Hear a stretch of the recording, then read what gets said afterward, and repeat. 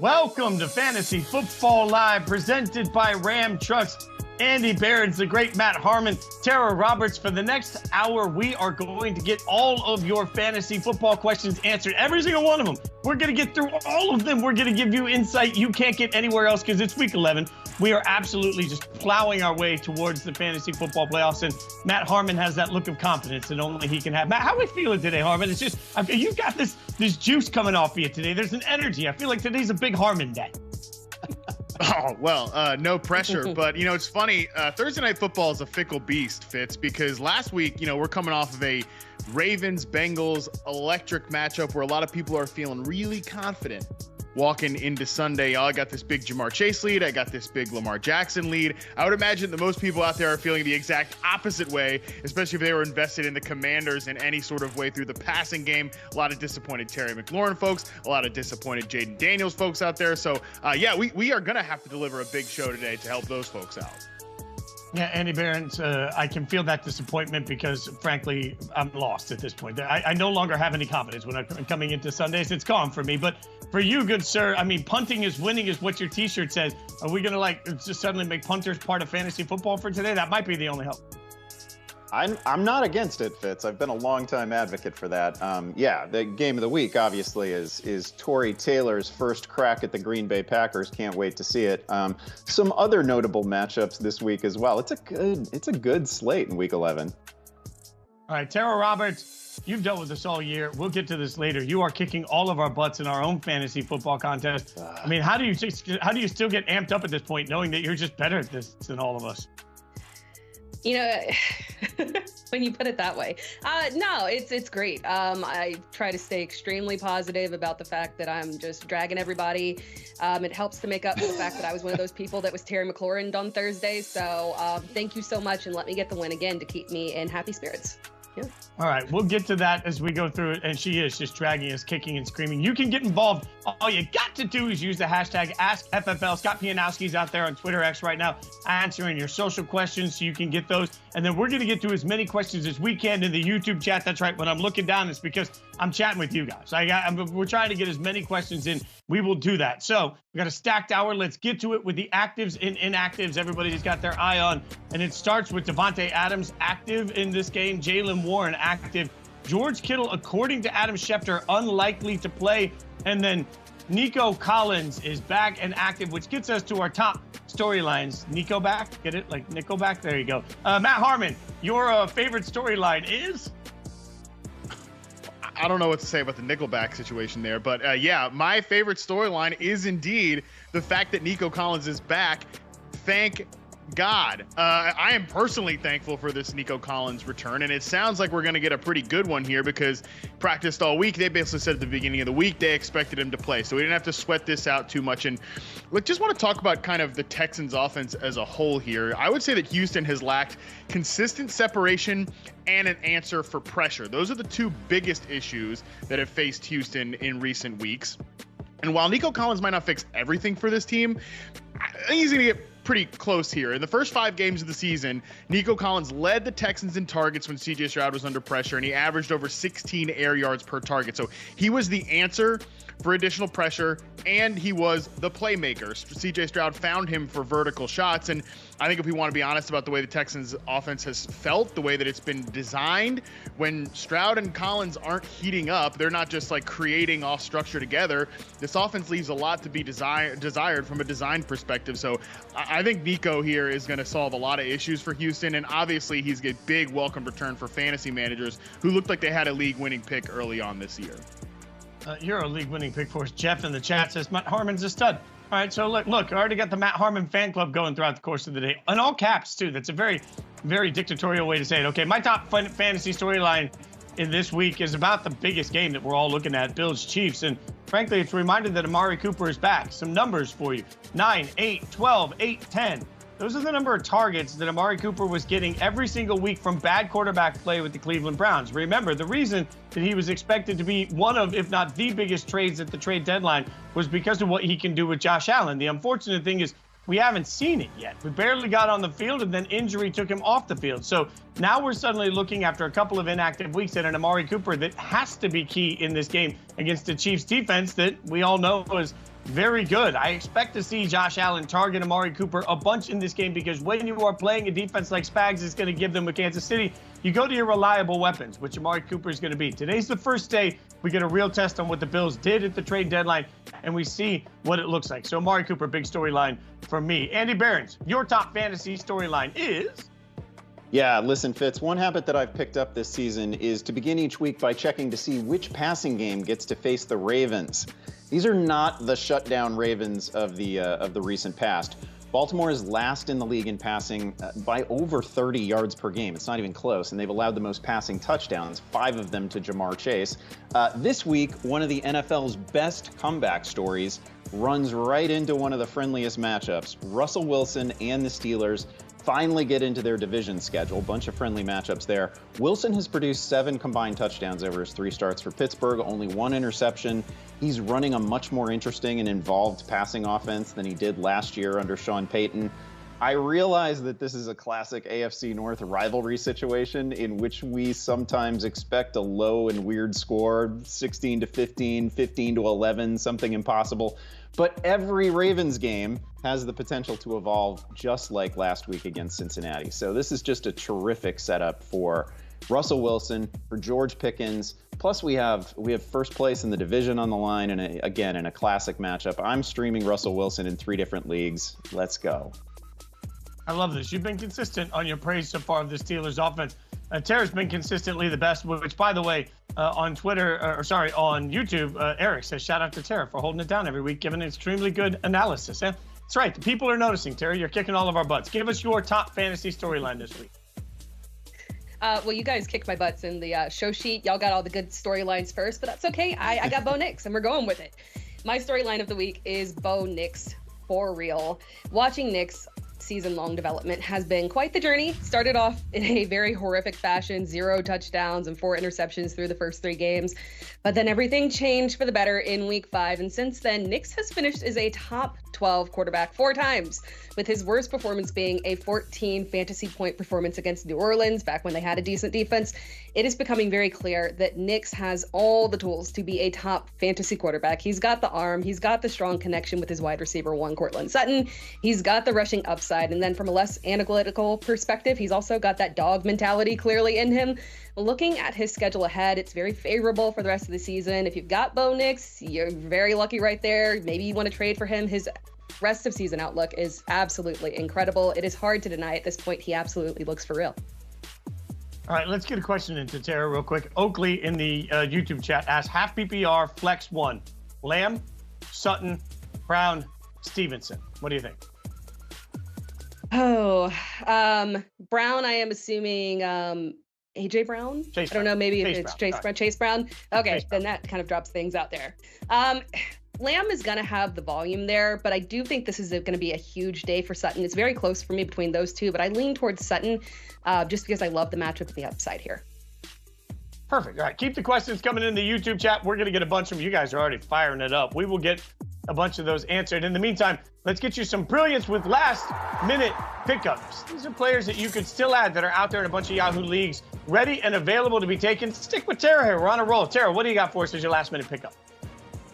I got DeMarcus Robinson for you. His one reception performance last week against Miami was terrible, and then it triggered a mass exodus. Everyone leaving him. Now he's widely available in Yahoo leagues. Before that dud right there, Robinson had 2 straight games with 2 touchdowns in each game, and those were with both Cooper Kupp and Puka Nacua active for the most part.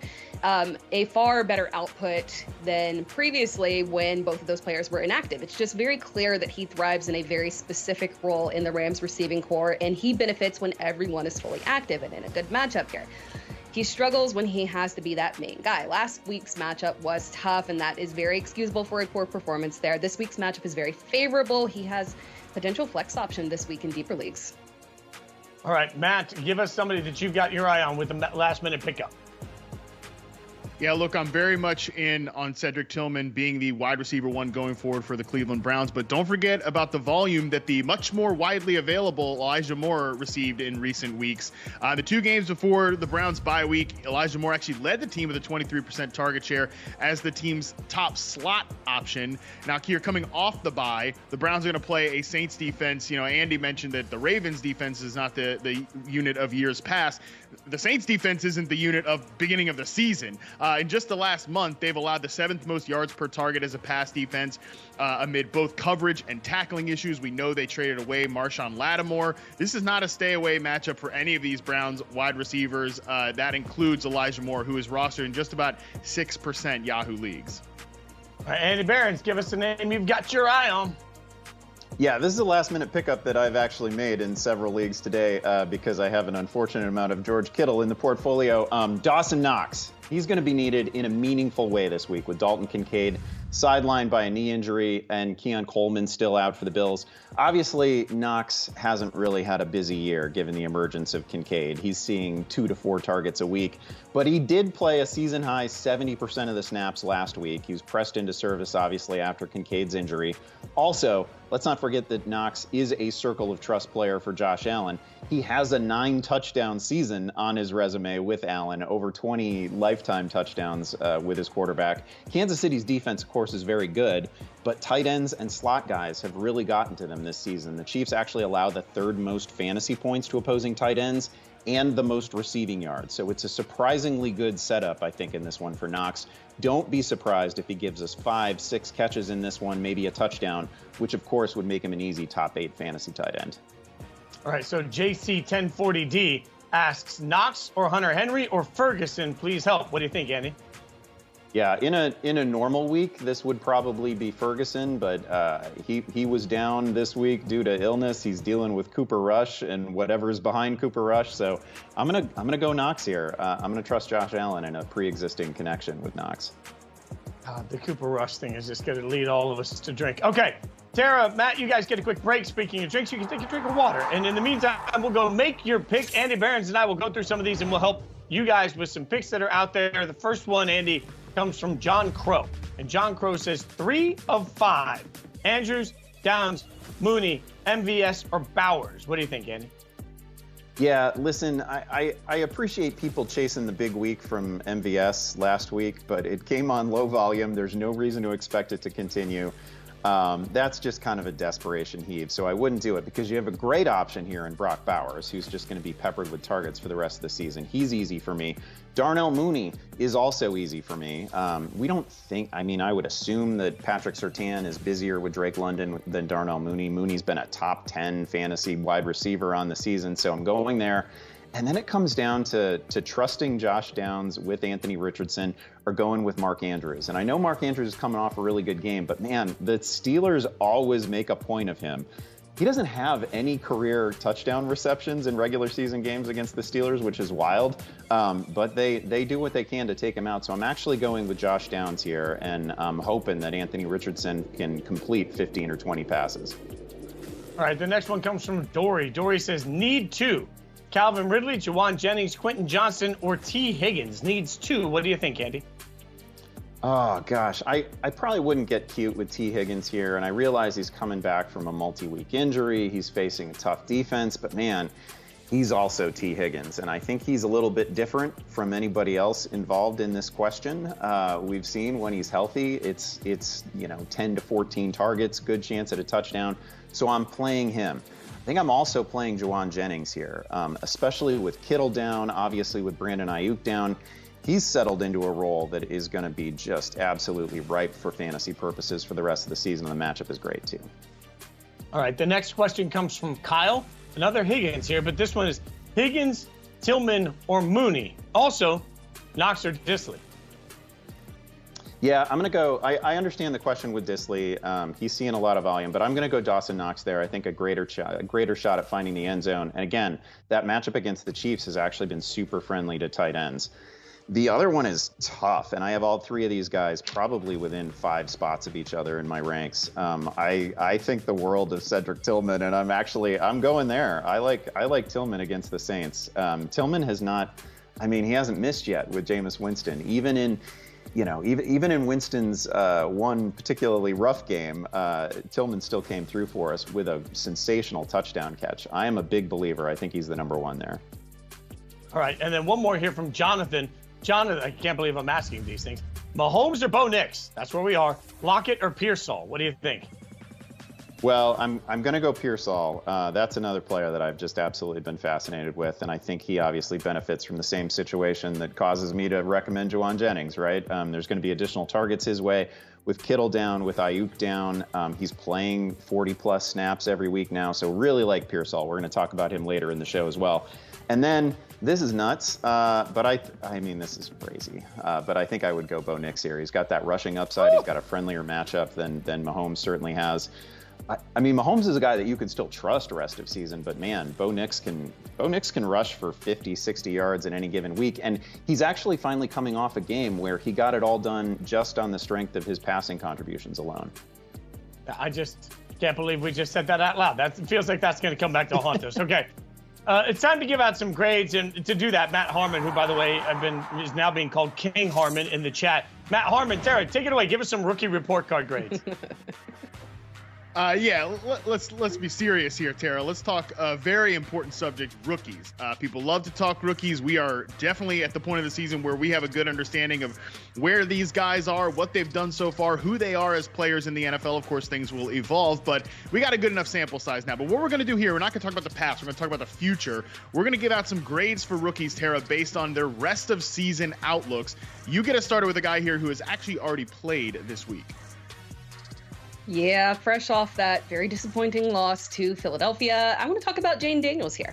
Over the past month, he has been a little bit underwhelming, but I feel like it's important to put that into perspective. And I'm going to be in a little bit of an apologist here because I feel like we're judging Jayden Daniels a little bit too harshly just because he flashed that top 5 upside early and then set expectations so high that now all of his recent performances are just massively underwhelming. I've got a more positive outlook on Daniels' rest of season here because the reality is that he's been hovering around with, a couple exceptions here and there, hovering around a low-end QB1 range, right? And his floor has been reliable as well. His upcoming schedule is fairly friendly, mixed in with some tougher matchups, again, including a rematch with Philadelphia. But for the most part here, he should continue to be a fairly reliable option at quarterback, especially as he continues to cover from that rib injury. Sometimes we underestimate what that does to mobile quarterbacks here. We can expect improvements from him and trust him rest of season. I am giving Jaden Daniels an A- here. I'm being a little optimistic with him. I like that, and I really hope you are correct because that Washington offense has been so fun to watch. Daniel's definitely one of the best rookie draft picks you could have made in fantasy. Another one is Brian Thomas Jr. of the Jacksonville Jaguars. Unfortunately, unlike Tara, I'm not going to skew optimistic on this one, and it really doesn't have too much to do with Brian Thomas Jr. because, look, I will say with Thomas, I think we got a little carried away with some of his statistical results, some of the fantasy point outputs, and kind of extrapolated that onto who he was as a player. This is still a guy that is a little bit boom or bust as a player. He's a great man coverage beater, but he struggles a little bit with the consistency and the route running against zone coverage. That's okay. It's fine. It'll be okay in time. But this is still a guy who doesn't have a 20% target share on the season. And while I don't love the idea that the Jags just run their entire offense through Evan Ingram, that's like not my preference. It is the reality of what's gone on there. And I think some of that is, again, it's due to Brian Thomas's volatility as a player. But really, again, this has nothing to do with Brian Thomas Jr. He might have Mac Jones playing quarterback for the foreseeable future. There's a bunch of rumors that Doug Peterson could get fired after this game. Typically, we just don't want wide receivers in very chaotic environments. So great player. I'm very high on him in Dynasty and going forward. But for the rest of the season, I gave Brian Thomas Jr. a C+, Tara, and I actually felt that I was being a little bit generous with the C+. I think you are. I mean, your grade hurts my feelings. I'm not going to lie there because I love Brian Thomas, but it's accurate, it's right, and it's probably a little bit generous. Unfortunately, the volume hasn't been there. The team situation's terrible. The quarterback, it's just a hot mess. I can transition to someone in a kind of similar situation. The only difference is that his coach has job security there. It is Malik Nabers, currently wide receiver 9 in average points per game and half PPR, but we all know that isn't, unfortunately, what he's been performing as of late. That was aggressively boosted by those early season performances, and things have really cooled off since then. Over the past 4 weeks, Nabers has finished outside the top 25 at receivers, despite the fact that we have just been ranking him high and continuing to have that faith there. He has become a liability in fantasy, particularly in half PPR and standard leagues where the volume just isn't enough to carry him through there. It's not his fault, though.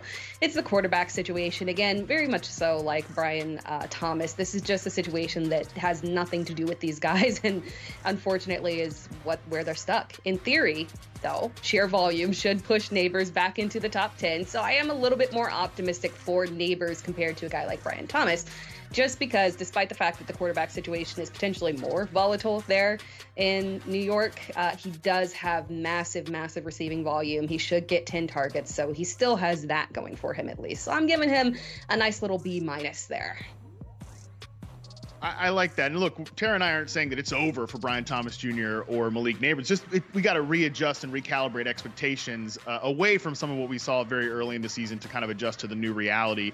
And I think that also transitions us to the final player who's actually not playing this week, but I'm pretty positive on going forward. And that's Marvin Harrison Jr., who I've given a B+ for the rest of season outlook for a couple of different reasons. Number one, I think I have been maybe one of the more vocal people criticizing the Arizona Cardinals for their role with Marvin Harrison Jr. and sort of some of the sacrificial X receiver stuff they've had him do.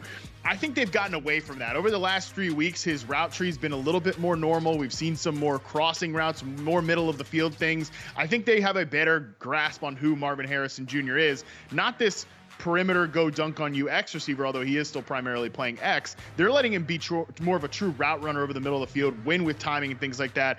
The second thing here is coming out of the bye week, the schedule. This is the part that's always been exciting for the Arizona Cardinals offense, which has been good already, but really could finish strong here. 2 matchups with the Seahawks. We get a matchup with the Vikings. Wide receivers can go off against Minnesota. We got the Patriots in here. We got the Rams secondary. We've got the Panthers defense that is one of the worst pass rushes I've ever seen. So yeah, I feel like things are getting better here for Marvin Harrison Jr. B+ rest of the season, a guy that I think you can start. Maybe he's not going to return the value that you drafted him at, but I think can be a guy you start confidently rest of the way. All right, let's get the whole crew back together, and we're going to talk about one of the bigger games of this week's slate. Let's turn to our fantasy game changers for this week, powered by Ram Trucks, where we identify some of the most impactful players in one of the biggest fantasy matchups on the schedule. Sunday Night Football, we got Joe Burrow and the Bengals taking on the Chargers. This one has huge playoff implications. The Bengals sitting at 4-6, taking on the Chargers, a quiet 6-3. The Chargers are 1.5 point favorite. The over/under on this 48 points, what should be a beautiful night in Southern California. So let's take a look at fantasy game changers. When I say game changers, Andy Behrens, you say. Oh, Justin Herbert. He doesn't really have a signature fantasy performance to his credit this season. Obviously, the pass volume hasn't been quite like other years for him, but he's actually playing outrageously well, having the best season of his career in terms of almost every measure of efficiency. He's averaging a career best 7.8 yards per attempt, 11.9 yards per completion. His passer rating is a career high 103.2, and Herbert has only thrown 1 interception in 241 attempts. Again, just outrageously good Pro Bowl level stuff. And we've seen flashes of the rushing ability, too. Herbert gets a matchup this week, obviously, against an upper-tier Cincinnati offense that gets T. Higgins back in the mix. So this is probably not going to be another game in which the Chargers can simply hold an opponent to, 13 points, 14 points, and run their way to a win. Every Bengals game is basically an adventure this season. This is the 6th highest scoring team in the league, but they can't stop anyone. Herbert has only attempted 35 or more passes in 1 game this season, but I think there's a good chance it happens here, which should mean 300+ yards and perhaps multiple scores. Love that. All right, Tara, give us your fantasy game changer in this matchup. I want to stick with the Chargers, and I want to mention J.K. Dobbins as a fantasy game changer, because despite what happened last week with the return of Gus Edwards, I still want people to have confidence in J.K. Dobbins, because the return to the Chargers backfield for Gus Edwards did make things a little bit more complicated, but do not let that make you rule out the impact that J.K. Dobbins can have this week. Obviously, when Edwards was on IR, Dobbins thrived and was RB 13 and half PPR average points per game, averaging nearly 16 fantasy points and multiple top 10 finishes.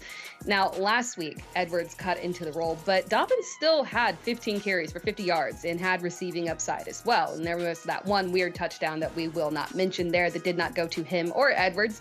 But again, we're talking about this matchup with the Cincinnati defense that is favorable to literally anyone and everyone, as Andy mentioned there. Despite the fact that we have Gus Edwards coming back here, J.K. Dobbins is still a game changer and still has top 12 upside in this matchup here. He's a guy that I absolutely still want to start. All right, Jonathan Jones asked, PPR, Dobbins, James Cook, or Downs for flex? Tara, what do you think? Oh, I'm worried about James Cook in that matchup. I would lean towards Dobbins on that one. Look at that. There we go. All right, Matt, you're next up on the fantasy game changers. Who you got for us? Yeah, listen, I'm not just going to say anybody here is a fantasy game changer, because I take this title very seriously. And I think Chase Brown of the Cincinnati Bengals is now, he's in squarely with these guys like Dobbins and Herbert, where he can really be a fantasy game changer. He's not just some rotation back at this point anymore. Since Zach Moss got hurt, Chase Brown has emerged as a critical factor in the Bengals passing game. Over the last 2 weeks, Brown ranks #1 at the running back position in targets and receiving first downs. His 0.7 average depth of target, and I know people always like, oh, 0.7, that's not very far. Running backs are usually like in the negative. They're usually getting targets behind the line of scrimmage, but his 0.7 average depth of target is second most among running backs with double-digit targets in the span, and he is just one of 8 running backs with an end zone target. So with this type of usage, like a critical, more so downfield option than most running backs around the scoring area, and just getting all of this workload, he's a weekly top 15 option in fantasy, even in challenging matchups like this one, because I do have a lot of respect for that Chargers defense. I still think Chase Brown is going to fight for running back 1 type of work here in week 11. I can't wait to see how that impacts you later on when you have the first pick in our upcoming draft for this week. Okay, we'll just see. We'll just see where it goes. All right, let's get to the hurry up offense. You know what we do, 25 seconds on the clock. We see how many of your questions we can get through. You guys have been slamming the chat. We'll get a bunch of these in. Steven says, pick 2, please, between Ladd, Shakir, Tillman, and Mooney. Need a big win this week to keep my playoff hopes alive. Andy Behrens, what do you think? Yeah, well, again, I am willing Cedric Tillman to happen. He hasn't missed with Jameis as his quarterback, so I'm going to go there. That's an easy one for me. And then, man, I love the rest of these options. I think if this is full PPR, he didn't specify, but if this is full PPR, I go Shakir, otherwise Mooney. All right, next up, Steven comes in and says, who do I start at flex, Aaron Jones or Tyreek Hill? Matt Harmon, what do you think? Oh, man, Tyreek Hill making his way into the start-sit questions. You actually hate to see it, really. For Tyreek Hill, though, I think he is going to be the answer on this one. Look, if it doesn't happen this week for Miami and their passing offense against the Raiders, sorry, Fitz, when the hell is it going to happen? So I'm going to go with Tyreek Hill over a banged-up Aaron Jones in this one. This feels like a game that by halftime I'm not going to be watching anymore. The next question comes from Who's Your DADA? And I'm reading it wrong just because you don't deserve anything else with that profile. And ask FFL, do we trust CeeDee Lamb to have Tillman or D-Hop on my bench? What do you think, Tara? We trust CeeDee Lamb to have volume, but quite frankly, I mean, we talked about Tillman earlier. The upside is huge for him this week. The higher upside option, if you really need to get that win, is going to be Tillman, and he's been fairly safe as well, so Tillman. All right, the next question comes from Jeff Slattery, which is just a cool sounding name. QB streamer, Russ or Herbert? Andy Behrens, what do you say to Jeff? Oh, man, can we agitate to make this a super flex league here in the middle of the season, late in the season? I like them both. These are the 2 best streamers on the board for week 11. Slight lean to Russ here, but I think they both finish top 10. All right, the next one, I'm going to go to the YouTube chat on this one because Brazil, one of our great YouTube chatter, and this was for Tara because he said, good morning, everyone. Tara's answered my question the last 2 weeks, and I won both weeks, but I'm not opposed to anyone helping. Need a flex, pick 1. Harris, Pollard, Sutton, half PPR. What do you think, Tara? No pressure. I've always loved Tony Pollard all season long, but Tajay Spears cutting into that workload has pulled me off a little bit here. I'm saying Courtland Sutton again. I've said Courtland Sutton's name a lot today, so come through Courtland Sutton. All right, Brazil, we'll hope to continue to come through for you. Carlos, next up in the YouTube chat. I need to pick one between Purdy and Burrow. For context, I also have Chase on my team. Please help, Matt Harmon. Oh, man, this is tough, obviously, just because Joe Burrow is going against Chargers defense, like I said, that I really respect. But I don't know how you can go away from Burrow right now at this point, especially with T. Higgins coming back. I think this game could get kind of frisky. We could see a little bit more of a back-and-forth affair, especially if the Chargers are putting it on the Bengals defense. So I'd go Burrow. All right, we'll get one more in from the YouTube chat here from Amazon Pancakes. I don't even know. Half-point PPR. Do you like DJ Moore, Jaylen Warren, or Dawson Knox, Andy Behrens? So DJ Moore, Jaylen Warren, Dawson Knox. Oh, if I felt better about Jaylen Warren's health, that might be the answer here. But he's been banged up in practice. Knox is a fine tight end replacement, but I would still go DJ Moore here. I know it hasn't been great. I know the matchup might scare you, but I have a little bit of faith. All I know right now is I want pancakes. Okay, a lot of conversation about Anthony Richardson and the benching of Anthony Richardson. But what if I told you maybe this Colts situation has worked out exactly the best way that it could for Indianapolis? That's something that was broken down this week on Yahoo Sports Inside Coverage. Check a little of the conversation out. But when you brought in Joe Flacco, the number one reason was, from a player standpoint, in the locker room, you were trying to show guys, we do want to make the playoffs. We're doing everything we can to win. This is in some ways, I think, the best case scenario where Anthony Richardson maybe has a new perspective, a new level of gratitude. A lot of times we say that when things are taken away, we appreciate them even more. He probably will realize hey, I got to step it up and get in line. But also, he really didn't sit out that long. And the games he sat out against, he was probably not going to win, if we're being honest. I just don't think he's kind of ready to be an NFL quarterback yet. And he needs a lot of work. He needs a lot of development. We've talked about that in the show.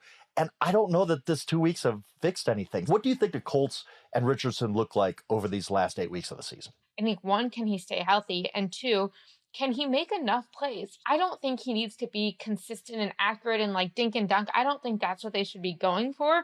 I think they should get a few more completions, a few more, even if it's behind the sticks to Jonathan Taylor and basically manufactured running game through the passing game, but then also just hit on some of the downfield passes. And it's going to be really interesting just to see him the rest of the season and how the Colts react if he struggles. I think that's the big thing. If he plays well, great, cool, go along with your business. But if he struggles, what do you do then?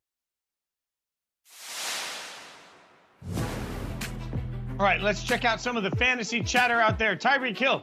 Tyree is a cup coaster on the bench until we see 20-plus points from Grant. A little harsh, not wrong, but CD is amazing. He'll bring something, but his quarterback situation will limit him to boom or bust. Currently on my bench from Tina. I feel that all the way to my core. And then Nico Collins, in honor of my favorite wide receiver and the best dad rock band of all time, I'm naming my team Nickelback. I stole it from Charles earlier. Andy Behrens feels like Nickelback is right up your alley, right? Andy Behrens is the Nickelback fan, right? Come on.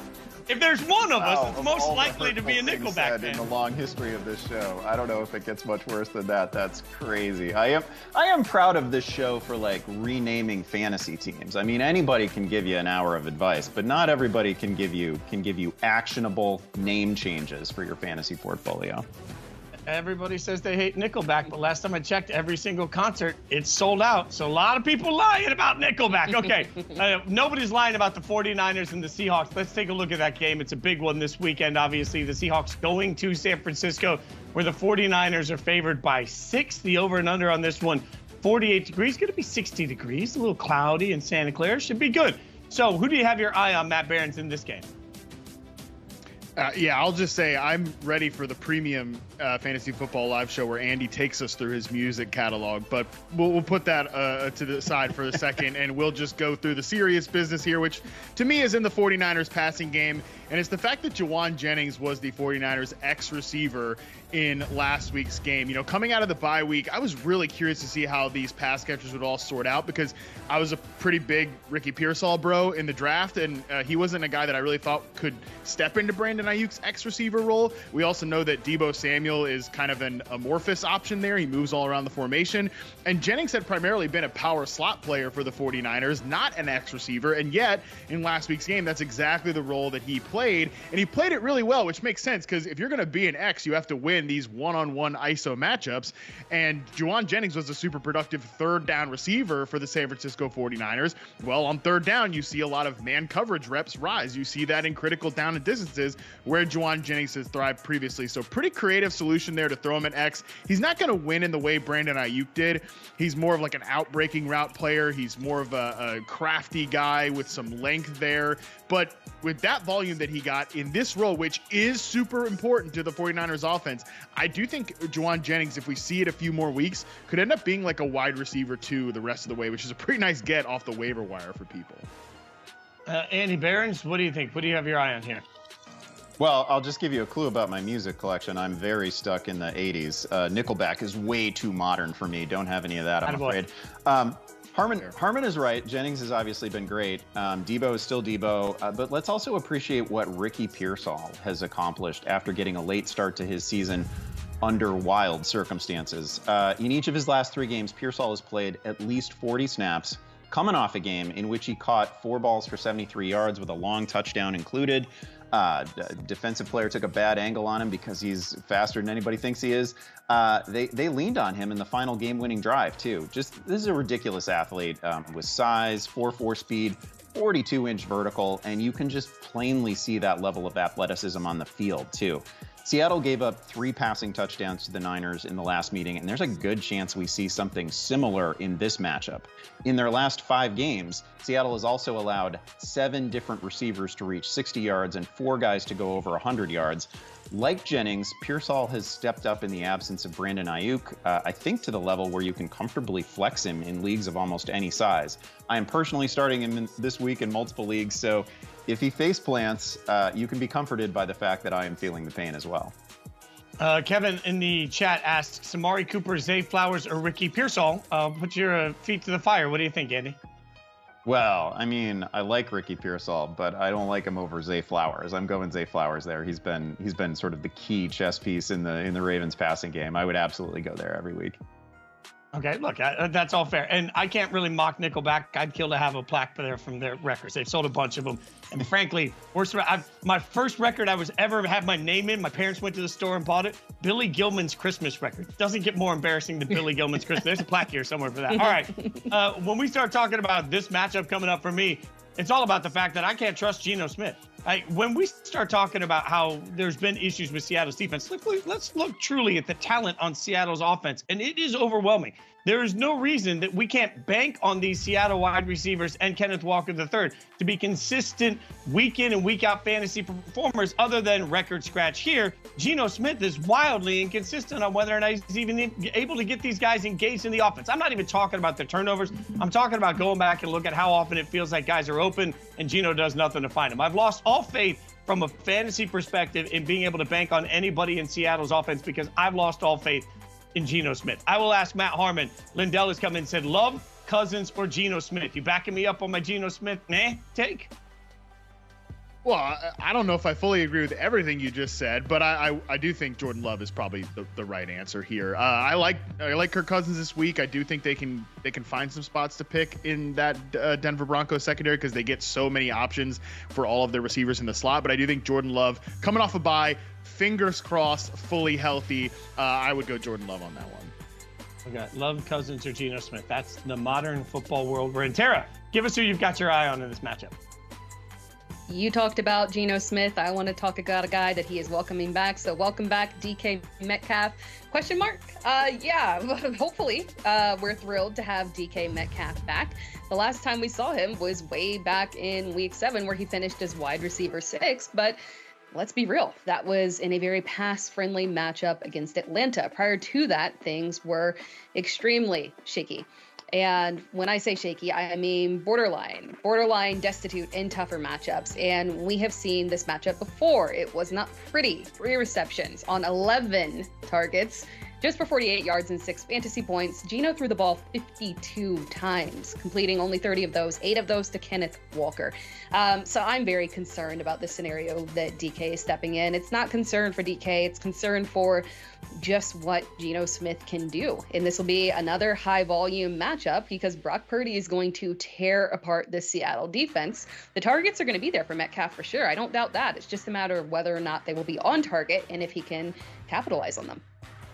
Tera's been capitalizing on us and tearing us apart. It's time for primetime picks, where she is pulling away. All right, we've got a three-way tie for last place, although the tiebreaker would tell you who's in second. You guys can see those numbers yourselves. Tera is in first place with 4 wins now. She's beaten all of us by 2. Last week, she pulls up 40.6 points. This is yet again a consistent thread that it comes down to the wire. Andy Behrens loses by 1 point. I feel like 3 or 4 of the last 5 weeks have been decided by a point or less in this contest every week. Andy shakes his head. Tera is the winner. So now we're going to do what we always do. We're going to pick primetime games. So you've got Chiefs, Bills. You've got Cincinnati versus the Chargers. You've got Houston and Dallas. And we're going to snake draft in for what feels like the 87th week in a row, an annual tradition like no other. Matt Harmon is picking first. I'm just going to get something off my chest here. I don't know if the people who watch this show are familiar with a very popular program. It's called Seinfeld. It was on during Andy Behrens's 50s, right around there. So he's familiar with the program. There's a character, George Costanza, who just one day he decides to just do everything the opposite and things are going to start working out for him. That's how I'm going to approach this contest now going forward. So there's a lot of receiver options I like this week. There's a lot of interesting games. I'm going to go with what might look like the most disgusting game on the slate, and I'm going to go to Houston, Dallas. I'm going to take Joe Mixon as my first pick here. Cowboys defense is not very good. Joe Mixon been getting a ton of volume. I'm just going to do that old tired fantasy stuff. Volume plus good matchup, and that's the first pick. Whoop-de-doo. All right, Andy Behrens, uplift us. Bring us some light, my friend. Yeah, I was more MASH, All in the Family era, but my kids told me about Seinfeld. I've heard of it. I'm gonna go ahead and take Jamar Chase here, and it may feel like a risk to take him in a week when he doesn't face the Ravens, but it turns out he actually has 5 of his 10 touchdowns this year against teams that are not Baltimore, so he's still good. I'll take him here as basically the player with the highest upside on the slate. If I can't catch Tera in wins, I'm trying to be determined to catch at least Fitz in points. Well, good luck, my friend, because you're going to be looking at the smoke. I'm absolutely killing you. I've been listening to the show. We tell people to tune in every week from noon to 1 to get great advice. And I heard great advice earlier today that told me I should start relying on Chase Brown to be that guy. Chase Brown to be that person that you can look at and be a top running back. We should stop with any of the qualifiers. So when I walk up, I saunter up. I sashay up to the podium. I look Harmon square in the eyes while I hand him my card that says Chase Brown. And then I give an evil, maniacal laugh as I realize that I've just picked his own player against him. Oh, God, that felt good. I don't even care if I win at this point. I just want Chase Brown to go off. Tera, go ahead. It's over? As you had, yeah, it's over. It's over. This whole contest is over. For like the 87th week in a row, also, Tera's around the bend because she's been in first place all year. I'm not going to lie, I love who you guys left me with here. Kareem Hunt, I've picked him multiple times in this contest to the best of my ability. He's never let me down here. I love this matchup for him against Buffalo. It is best attacked on the ground. And a savvy coach like Andy Reid knows this. Also, this technically might be Kareem Hunt's last hurrah if Isaiah Pacheco is coming back this next week. So, hey, Kareem Hunt, lighten it up. Touches are there. We're taking Kareem Hunt. Now, I'm also going with J.K. Dobbins. I talked about this earlier. I'm just going to put my money where my mouth is on this one. Dobbins has a solid floor, good upside, great matchup. I can't go wrong, theoretically, with this. I'm sitting here kind of stunned that I'm going to take Nico. And I'm just kind of stunned that Nico somehow is available for me. So I'll take Nico against the Dallas defense that can be got, and Nico's gonna have a big game. I feel good about this. Andy, what do you got? Yeah, I'm gonna take James Cook here. It seems like a daunting matchup. Certainly, Kansas City hasn't given up much to running backs, at least on the ground. But Cook had a huge game against the Chiefs last year, 140 total yards, a touchdown. I think he has more than one path to success against them. So he's an easy call for me. He's got 5 touchdowns in his last 5 games and 9 on the year. All right, that means Harmon, 2 straight picks yet again, something you are great at doing. Let's see how it plays out. Oh my this is awful. I'm going to go with DeAndre Hopkins here for the first one. I think Hopkins' flop last week was a little bit, relative flop, was a little bit predictable because the Broncos play so much man coverage, but the Bills are on the other side of it here with a bunch of zone coverage. I think this is the type of game and type of defense that DeAndre Hopkins can get going against. And back to just sort of my, hey, let's just do the opposite thing. I don't love to take players coming back from injury in their first game in this one, but I'm going to do it here with T. Higgins because, quite frankly, don't feel great about anything left on Sunday Night Football. And there are moments where Higgins gets more volume than Chase, and I'm hoping that this is one of those moments. All right, D-Ham asks us in the chat, please help. Ridley, D-Hop, Higgins, pick 2. What do you think, Matt? Do I really have to answer this? I mean, I'm under emotional attack every 2 seconds in this segment, and you're gonna make me answer this question. I do think Hopkins and Ridley are the 2 best options here. Again, very high on Hopkins in this matchup, and I mean, Ridley's just been cooking, baby. Even with Will Levis back there, so I could definitely see Will Levis literally throwing 5 interceptions and taking 5 sacks against Brian Flores' defense. But he could probably connect with Calvin Ridley a couple times down the field. All right, next up is Andy. What do you got for us, Andy? Yeah, well, anytime you can draft Cooper Rush's #1 receiver, you really have to do it, especially when he's dealing with back and shoulder injuries. So give me CeeDee Lamb here. Good news is he shouldn't have to contend with the sun this week. It's on Monday night, so I've got that going for me. And I'm sitting here while acknowledging that for reasons like my snarkiness and all, I should lose. I deserve to lose at this point for the amount I've been poking Matt Harmon. But I'm also kind of stunned that if there was any justice in the world, yes. If there was any justice, but when's the last time we've ever seen justice in fantasy football? Yeah, the football gods don't believe in justice. The football gods are giving me Travis Kelce, and I will take Travis Kelce all day and twice. So I end up with Chase Brown, Nico Collins, and Travis Kelce. And I gotta admit, like, I'm pulling back my suspenders. I'm feeling pretty good about myself. I'm waddle walking right now. I feel pretty good about the sachet. Tara, what do you got for us? With my final pick, I'm going to take the newly minted, apparently, RB1 of Dallas, Rico Dowdle. I'm pretty sure we all thought he was the RB1, but hey, Dallas has said they are committed, and it's not a committee, and so there's just going to be all kinds of volume. Maybe not good volume, but volume will be there for Rico Dowdle. And hey, Rico, carry me to the end here, carry me to the victory. Yeah, I don't feel like any of us loved some of these matchups, but hey, we'll see how it plays out. We'll keep you updated as always. All right, Matt, Andy, why don't you guys give us some fantasy face-off with top pickup Audric Estime? Yeah, look, I think it's probably for the best that Harmon and Fitz be separated for a few moments here. This is let's please try not to take out any of your Fitz rage on me. The gimmick here, obviously very simple in fantasy face-off. We consider one of the week's buzziest ads, one of the week's buzziest players relative to a few similarly ranked guys at the same position. This week, it's going to be Audric Estime. He's coming off a game in which he outsnapped and outgained all other Broncos backs. He's not a do-it-all running back, but he's also perfectly aware, I think, of what he is and what he isn't. He's coming at you downhill with power. He's been more efficient and explosive than any other Denver back this season, and he's got a favorable matchup this week with Atlanta. So Harmon, talk to me about Audric Estime versus Nick Chubb. Well, super disappointed you didn't do the golem, and Andy, after the whole segment on the podcast. Very disappointed in you for that. Yes, thank you very much. Audric Estime, who, yes, we did compare to Golem, the Pokemon, on the podcast this week. I don't love him versus Nick Chubb, to be honest with you here. Nick Chubb coming off of a bye week, hopefully a little bit healthier.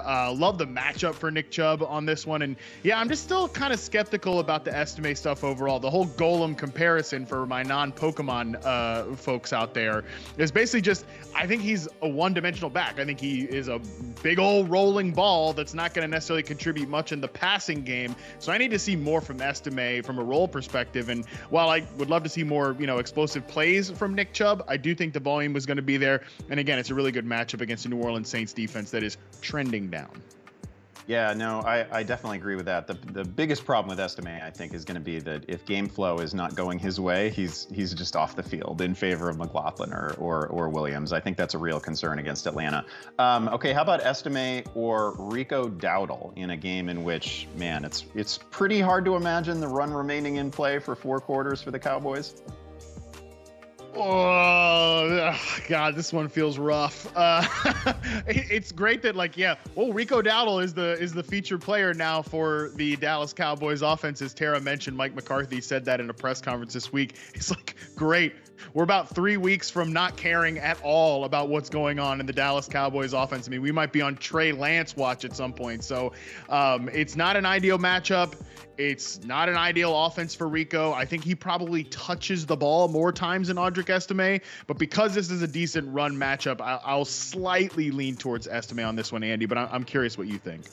Yeah, no, I feel the same way. And I think that's a good call out that he might get more touches in this one. And that's pretty much because the door is closed on Estime as a receiver, I think. But man, it is just, he's facing serious headwinds against Houston. And I just don't, they're going to get to the second half of that game. And listen, we always trip ourselves up when we try to guess at the way a game is going to go. But man, really difficult to imagine Dowdle having much of a role by the second half of that one against Houston. All right, last one. Man, Travis Etienne. I can't, off the top of my head, think of a more disappointing early round pick among healthy players. So it's come to this: Audric Estime or Travis Etienne.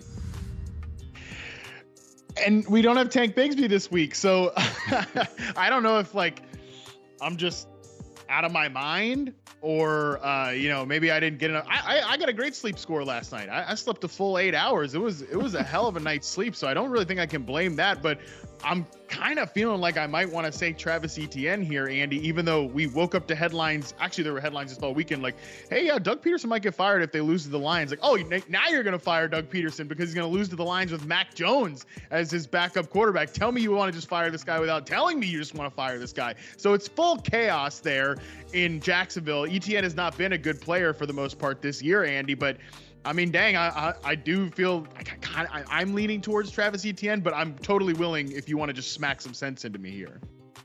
I actually feel like Audric Estime is a little bit more likely to find the end zone than Etienne, and that's really just an indictment of Etienne, who may very well lay it all on the line to save Doug Peterson's job this week. I mean, it's the wildest scenario that we all woke up to. That is a possibility, but I do think that Estime, again, against an Atlanta defense that Atlanta can put some points on the board, but man, they've been giving up 4.5 yards per carry to opposing backs, almost 130 rushing yards per game. So I think I would actually lean Estime here. And again, that is just me not believing the season that we've had from Etienne to this point. Okay, let's bring Fitz and Tera back into this for a little lock it in. All right, Tera, this is where we lock in somebody you got your eye on that you are confident in. Give me a name you are thinking about. We are still starting Drake London. The matchup obviously doesn't require a ton of explanation here. He faces Patrick Surtain this week. Direct matchups with Patrick Surtain have often been a complete shutdown for wide receivers. This week's matchup against Surtain is definitely daunting, but there is a silver lining here. It is possible that London won't face Surtain exclusively throughout this game. London's usage is very diverse across the field. It makes full shadowing kind of unlikely here. Darnell Mooney could also command some of Patrick Surtain's attention on the outside. So London is just far too valuable of a fantasy asset to bench solely based on the assumption that Surtain will lock him down, especially when the Broncos' defensive approach might not even call for a 100% shadow. So we are still locking it in with Drake London. All right, give me another name. Drake, great. Give me another guy that you're looking at. Jayden Reed, Green Bay. Again, just another difficult matchup here. Green Bay faces Chicago. Attacking the Bears through the air, for the most part, has been largely unproductive. However, there have been outliers. Terry McLaurin, Nico Collins both had strong games, over 100 yards. Elite wide receiver ones can still thrive in this tough matchup, but it does take a quarterback that is willing to push through tough matchups, and Jordan Love is absolutely that guy. Do not pivot away from Jayden Reed. He remains Love's preferred target and is coming off a strong performance of over 100 yards. And for what it's worth, teams have actually been targeting Tyreek Stevenson lately after his struggles in coverage during the Hail Mary debacle. Things have been kind of tumbling downfield. So while this is still a daunting matchup, a strong day is still very much so in play for Jayden Reed here. All right, let's get the entire band back together as we get ready for some hurry-up offense. So many questions coming in. We're going to get through a bunch of them. 25 seconds on the clock. The first one comes from Graziano, which is obviously a Dan Graziano burner. Says, you guys are pretty awesome. Keep it up. I'm really asking this. Should I start Allen versus Kansas City? Don't think it'll be a shootout like they've done in previous years. Or start Purdy versus Seattle. He outscored his projected points last time he faced this team. Thanks. Andy Behrens, that was the War and Peace of questions. What do you think? Yeah, how about it? I think you've got 2 top 5 fantasy options this week, but I would stick with Josh Allen. I think we've seen that all year. I will allow the overtime on that one since the question was too long. All right, D. Cannon comes in. I need a wide receiver, tight end, and flex in a full PPR. Jameson, Williams, Metcalf, Pearsall, Tillman, Ingram, or Hunter Henry. Bunch of names for you, Matt Harmon. What do you think? Yeah, I'll go Evan Ingram at tight end. Like I said, they just pepper him over and over again. Not what I would do, but it is what they do. For a wide receiver, I will go with DK Metcalf, and then I think Cedric Tillman is your final answer there in full PPR. The next question comes from Bo Sox, who says, should I start Hunt, Chubb, Mooney? All right, Tara, it feels like that's a law firm, Hunt, Chubb, and Mooney. Tara, what do you think? It does. These guys are all kind of in a very similar range for me. Safe options, potentially good matchups there for Chubb and Hunt. I talked about Kareem Hunt earlier. I do love the matchup here. The volume is going to be there. While I think Chubb is potentially going to have a breakout week, this is just a much safer option to go with Hunt. All right, the next question, I like this one, comes from Bob Bird. Bob says, can't decide. Need the most upside after McLaurin catered on Thursday night. A crater. Full PPR. Ask at FFL. Jonu Smith, Dawson Knox, Hunter Henry, Will Dissly. Andy Behrens, he's basically the gambler here. What do you think? Yeah, I feel this question in my soul after the McLaurin game. I'm in the same situation. I'm going to go Dawson Knox here. Again, he's just got a great history with Josh Allen, and Kansas City has been super friendly to opposing tight ends. I just love the concept of, well, things are all messed up, so I'm just going to put as much on a random dude as possible. Joe comes in and says, PPR, need one, Swift, Dobbins, Ramondre. What do you think, Harmon? Yeah, 3 really good options here. My initial lean was to J.K. Dobbins just because of the matchup, but the PPR is kind of throwing me a little bit, and maybe I'm wrong about that, but I'll end up going DeAndre Swift here. They've gotten him involved in the screen game. Those have been some of the best plays for a bad Chicago offense, and he's been probably the most consistent producer, so I'll go with Swift. The next question comes from Rowdy Fan, who says, full PPR, I need one to start. Kareem Hunt, James Cook, Cortland Sutton, Cedric Tillman, or Jayden Reed. All right, Terry, we were just talking about Jayden Reed, so you get this one. What do you think?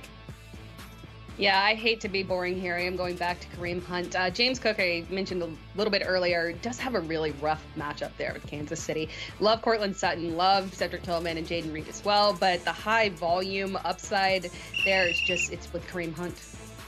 Let's get some of these YouTube questions in. The first one, actually, I guess first one comes from Chris Pittman. Chris Pittman says, ask FFL. Good afternoon. He put a bunch of O's in there. Jacoby or Waddle? What do you think, Andy Behrens? Jacoby or Waddle? Yeah, I think the one member of the Vegas offense that I can fully trust is Brock Bowers, and I'm going to go Jalen Waddle here. He was so close last week to a bigger game. I think that's the side you want to err on. Can't wait till we start talking about that first pick in the draft. Daniel Tracy comes in with the next question. Quentin Johnson, Brian Thomas, or Caleb Williams in PPR Superflex, Harmon. So we got Quentin Johnson, Brian Thomas, Caleb Williams. God, what a sad question. What a sad, pitiful question. I think I'm actually going to still go with Caleb Williams here, though. We're hoping for a little bump with Thomas Brown taking over from Shane Waldron. I still think you got to go quarterback in this one. Andy, remember when we were all so excited for your Bears and Caleb Williams? Master Editor is the next YouTube question. Dell, Flowers, or Samuel? Please pick mine. I need help with this. Dell, Flowers, or Samuel? Tara, what do you think? Well, we got to go with Zay Flowers on this one. The volume has been there. He's been the preferred target. So far, Deontay Johnson hasn't really cut into that. Even if we see an uptick for him, I still feel very comfortable with Zay Flowers. AV21 son says Jayden Reed, T. Higgins, Tank Dell, or Calvin Ridley. Pick 2 full PPR, and that's going to go to Andy Behrens. Jayden Reed, T. Higgins, Tank Dell, Calvin Ridley. Pick 2. Yeah, I don't really want to get into what I think Jayden Reed is going to do to my Bears, but it's not going to be great. I think I'd definitely play him, and I'm going to go T. Higgins as well. I think with him returning, the level at which he had been playing before the injury, just too high to ignore. Okay, back to the questions from Twitter X. We've got one coming in, the next one from Aaron Martinez, who says JSN, Dobbins, or Hawkinson. What do you think, Harmon? Yeah, this is where I'm going J.K. Dobbins for sure. It's a great matchup. He still is the leader in terms of the rush attempts there, in terms of snaps played. It's still J.K. Dobbins despite the return of Gus Edwards. So, yeah, I think this game could be a little higher scoring, which definitely gives him better odds for a touchdown. Look at that. Well done by you. Efficient. Still 2 seconds to go on the clock. Perfect. Thank you. All right, the next question is from Rose. Brian Thomas Jr. or Quentin Johnson? I don't know if that's how it said. It just sounded fun. Tara, Brian Thomas Jr. or Quentin Johnson? Oh my God.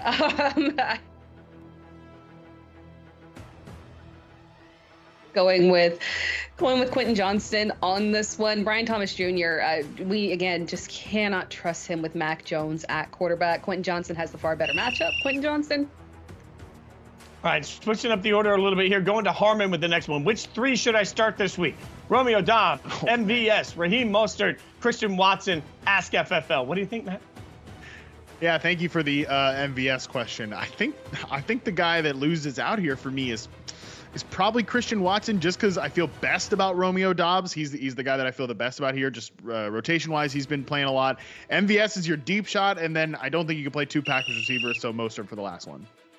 Well, I had to switch up the order because there's a specific request, like it's the 90s request line here. Andy in the YouTube chat is asking specifically for Andy. Kicker question incoming.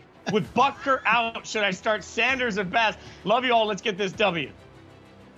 Oh, I love this. We have people in the chat telling Harmon he's great, telling Tara he's great or she's great, and for me it's like, oh hey, I have a kicker question. You can give this one to Andy. That'd be fine. I would go Bass here. They're favored in the game. They deserve to be favored in the game. I love that. Hey, nobody ever is asking me anything in the chat. No, like, hey, great job, Fitz. None of that. Nope. That's fine. I'll just sit here. Okay. As always, we appreciate everybody that takes the time to watch us. If you don't watch us on Thursday, shame on you. We're here for 30 minutes before kickoff, 7:30 p.m. Eastern every Thursday night. And we're here every single Sunday, noon to 1. You guys know that. Getting all of your questions answered. As I say every week, it takes a huge team to make this show happen. We're forever grateful for the work that they put in to make us look great. We appreciate you on behalf of Andy Behrens, Matt Harmon, Tera Roberts. I'm Jason Fitz. Thank you so much for watching Fantasy Football Live, presented by Ram Trucks. May every one of your teams win and all of your enemies lose.